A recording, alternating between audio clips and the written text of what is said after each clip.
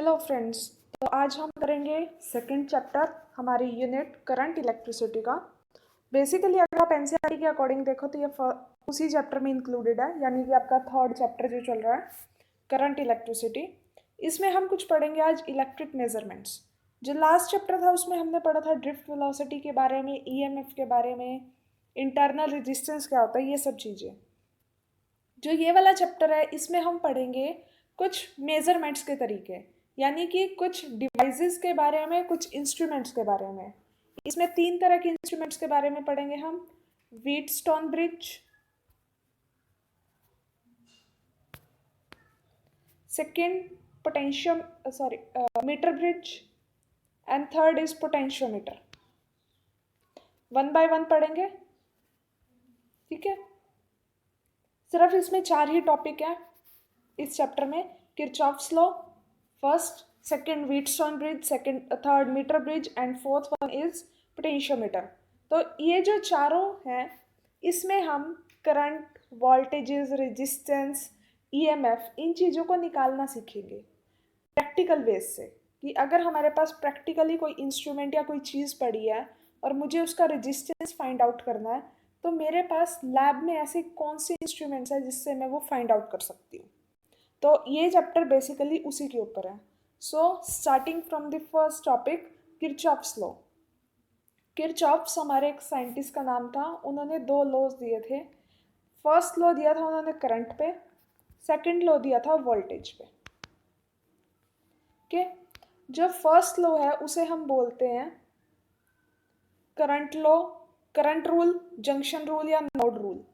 जो सेकंड है उसे बोलते हैं लूप रूल, मैश रूल या वोल्टेज रूल। ये दोनों के दोनों रूल्स इलेक्ट्रिक सर्किट्स पे लगते हैं when they are closed. Open electric circuits पे नहीं लगते हैं। तो हम फर्स्ट रूल की बात करते हैं। फर्स्ट रूल जो है उसमें वो किसके ऊपर लग रहा है? करंट के ऊपर। फर्स्ट रूल में ये बोला है कि कोई भी पॉइंट उठा लो आप, उस पॉइंट पे जितना भी करंट हो उसका एल्जेब्रिक सम हमेशा 0 हो जाएगा।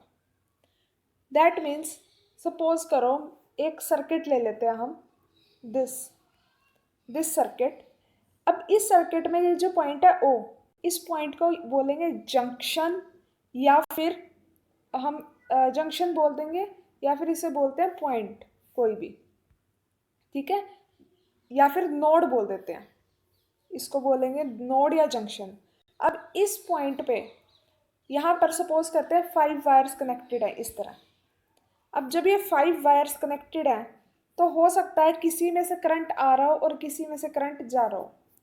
तो हम क्या करते हैं यहाँ पे, जितना भी नोड की तरफ करंट जाएगा, जो भी इनकमिंग करंट है, जो भी उसके अंदर करंट जा रहा है, उसे हम पॉजिटिव लेके चलेंगे, और जितना भी बाहर करंट जा रहा है वो नेगेटिव लेके चलेंगे। तो इसमें कौन कौन सा करंट जा रहा है? हमने यहाँ पर I1 है, वो क्या लेके चलेंगे? नेगेटिव। यहाँ पर देखो I2 है, वो क्या लेके चलेंगे? पॉजिटिव। I3 बाहर आ रहा है तो नेगेटिव, I4 अंदर जा रहा है तो पॉजिटिव, I5 भी अंदर जा रहा है तो पॉजिटिव। इन पांचों का सम क्या होगा? 0। अगर मैं नेगेटिव वाले एक साइड पे कर दूं तो मेरे पास क्या जाएगा? I1 plus I3 is equal to I2 plus I4 plus I5। इसका मतलब क्या हुआ? I1 प्लस I3 कौन से करंट है? जो करंट्स बाहर की तरफ जा रहे थे, यानी कि आउट गोइंग करंट। और I2, I4, I5 वो करंट्स है जो एंटर कर रहे थे, अंदर आ रहे थे, इनकमिंग करंट्स। इसका मतलब एक नोड या एक जंक्शन पे जितना करंट है वो एल्जेब्रिकली 0 कैसे होगा? जितना करंट उसमें अंदर आएगा उतना ही करंट बाहर की तरफ चला जाएगा, ठीक है। इसका हम ये भी मतलब निकाल सकते हैं that incoming current is equal to outgoing current, या फिर बोल सकते हैं entering current is equal to leaving current. जितना सर्किट के अंदर करंट एंटर करेगा उतना ही उसमें से निकलेगा। उससे ज़्यादा तो नहीं हो सकता, कम की हम बात कर सकते थे बट कम भी नहीं होगा। इस पॉइंट पे जो करंट है दैट विल रिमेन 0। इसको अगर हम प्रूव करना चाहें तो हम प्रूव कर सकते हैं इसे बाय चार्ज कंजर्वेशन। जो फर्स्ट लॉ है वो चार्ज कंजर्वेशन से प्रूव हो जाता है। कैसे? अगर मैं इस इक्वेशन को टाइम से मल्टीप्लाई कर दूँ, that will give you charge, यानी कि Q1 plus Q3 is equal to Q2 plus Q4 plus Q5। इसका मतलब जितना चार्ज एंटर कर रहा है उतना ही लीव कर रहा है। यहाँ पर चार्ज कंजर्वेशन ट्रू हो रही है, इसका मतलब ये लॉ भी ठीक है। ओके, सेकेंड लॉ पे चलते हैं हम। सेकेंड लॉ बेसिकली किरचॉफ्स का जो सेकेंड लॉ है वो लूप रूल है। लूप का मतलब होता है कोई भी क्लोज्ड सर्किट। हम ये लूप पे लगाएंगे, किसी लूप भी बोल देते हैं इसे, या फिर मैश रूल भी बोलते हैं। इसका मतलब क्या है कि अगर किसी क्लोज्ड सर्किट, किसी क्लोज्ड लूप या क्लोज्ड मैश की बात करें तो वहाँ पर algebraic sum of potential difference क्या हो जाएगा, ज़ीरो। या फिर ये भी बोल सकते हो सम a product of I into R is zero in that closed circuit। इसके भी साइन कन्वेंशंस लेने पड़ेंगे। देखो साइन कन्वेंशंस क्या होते हैं, हम अपनी मर्जी से किसी एक को पॉजिटिव मान लेते हैं डायरेक्शन को, और उसके हिसाब से बाकी सब पॉजिटिव या नेगेटिव कंसीडर किए जाते हैं। ठीक है, क्योंकि यहाँ पर कोई पर्टिकुलर ऐसा रूल तो नहीं है कि हम एक ही चीज़ को पॉजिटिव या नेगेटिव लेंगे। तो हम एक चीज़ को लेट कर लेते हैं कि ये पॉजिटिव है, ये वाली डायरेक्शन, तो दूसरी डायरेक्शन इसमें क्या हो जाएगी, नेगेटिव अपने आप। तो साइन कन्वेंशंस में क्या लेंगे, सबसे पहले तो हम क्या करेंगे, एक लूप में डिसाइड करेंगे कि हमें क्लॉकवाइज जाना है या फिर एंटी क्लॉकवाइज। क्लॉकवाइज कौन सी डायरेक्शन होती है, that direction in which we moves according to clock, और एंटी क्लॉकवाइज वो डायरेक्शन होती है जिसमें हम क्लॉक के अगेंस्ट मूव कर रहे हैं। सबसे पहले तो ये डिसाइड करो कि आपको एक लूप के अंदर क्लॉकवाइज घूमना है या एंटी क्लॉकवाइज। सेकेंड, जो अगर आप सपोज घूमना स्टार्ट करते हो, ठीक है, जैसे ही आपके घूमना स्टार्ट करें और आपको बैटरी का, सेल का पहले पॉजिटिव टर्मिनल मिल जाए, तो इसका मतलब आप ईएमएफ को पॉजिटिव रखोगे। अगर सबसे पहले जाते ही नेगेटिव टर्मिनल से टकरा जाओ तो ईएमएफ नेगेटिव रहेगी। अभी इसका एग्जांपल बताती हूँ, तब समझ में आएगा आपको ये। एंड सेकेंडली, अगर आप करंट के साथ चल रहे हो तो करंट और रेजिस्टेंस का प्रोडक्ट जो होगा पॉजिटिव, अगर करंट के अगेंस्ट जाओगे तो वो नेगेटिव। कैसे, एक एग्जांपल ले लेते हैं, हम ये सर्किट लेट करते हैं। इस सर्किट में क्या होगा, हमने क्या लिया, E1 और E2 दो सेल्स लगा दी। हमारे पास एक ये लूप है, एक ये लूप है, और अगर मैं इस रेजिस्टेंस को थोड़ी देर के लिए छोड़ दूँ, एक थर्ड लूप बड़ी वाली है। ठीक है, तीन लूप्स हैं, तीन क्लोज सर्किट हैं। दैट मीन्स अगर ये वाला सर्किट छोड़ दिया जाए तो ये अपने आप में एक कंप्लीट सर्किट है। ठीक है, अगर ऊपर वाला सर्किट छोड़ दूँ मैं तो ये अपने आप में एक कंप्लीट सर्किट है, और अगर मैं बीच वाली वायर को ही हटा दूँ तो ये भी अपने आप में एक क्लोज्ड और कंप्लीट सर्किट है। तो हम तीनों ही सर्किट्स की सेपरेटली बात करते हैं और इस पर रूल लगाते हैं। फर्स्ट लगाएंगे हम A B E F, यानी इस वाले पे। अब आपकी मर्जी है इसमें क्लॉकवाइज घूमना चाहो या एंटी क्लॉकवाइज। सपोज मैं ऐसे घूमना स्टार्ट करती हूँ क्लॉकवाइज, हमेशा क्लॉकवाइज घूमना इजी होगा आपके लिए। अब कहाँ से स्टार्ट करना है, जहाँ से बैटरी है।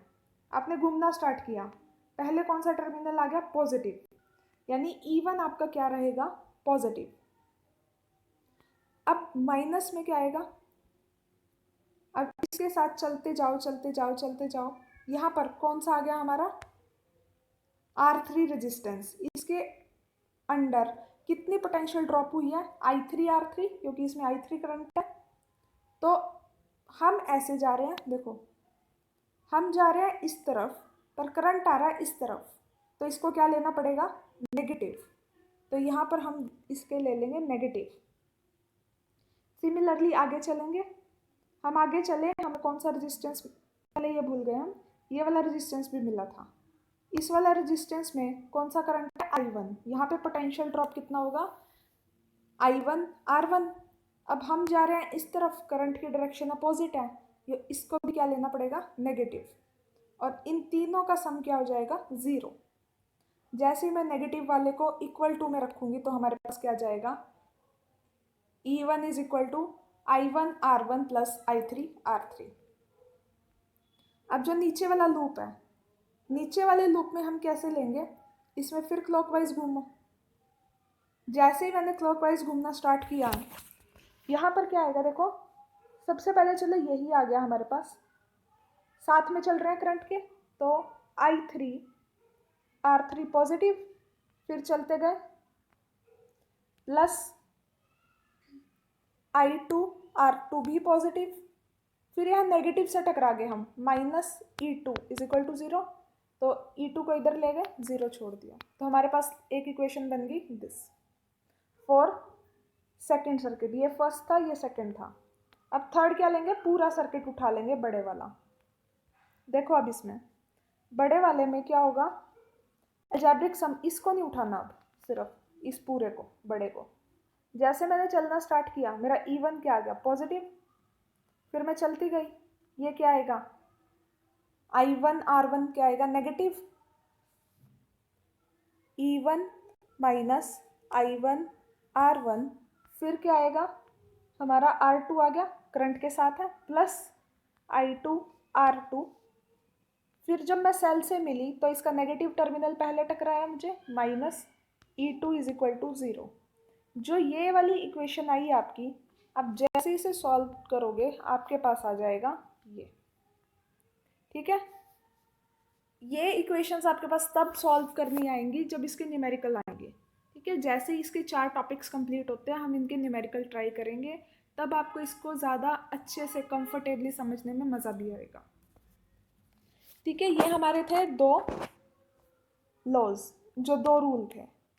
जो हमारा किरचॉफ, जैसे हमारा किरचॉफ फर्स्ट रूल था वो law of conservation of charge को सपोर्ट करता है। सिमिलरली उसी तरह हमारा जो किरचॉफ सेकंड रूल है वो law of charge of conservation of energy को सपोर्ट करता है। कैसे, जो चार्ज सर्कुलेट हो रहा है वो एक डायरेक्शन में सर्कुलेट हो रहा है ड्यू टू सम फोर्स, तो इसमें क्या होगा, जो फोर्स है वो कंजर्वेटिव होगी, ठीक है। अगर कंजर्वेटिव फोर्स है तो उसका वर्क डन क्या होगा, 0।